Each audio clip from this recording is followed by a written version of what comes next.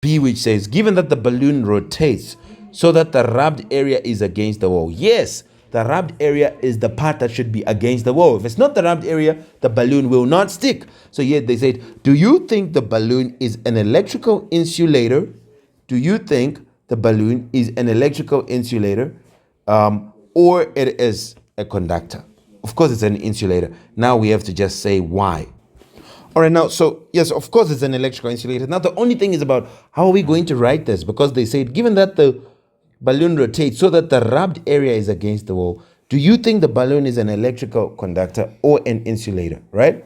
So here you would say here, the balloon is an insulator. Okay, why? Since the charge stays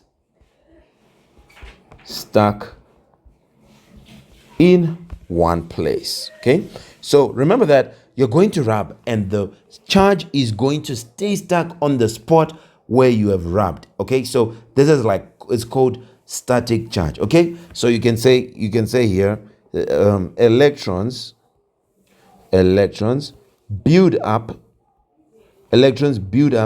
here, you can say electrons build up on the rubbed spot, and you can say creating a static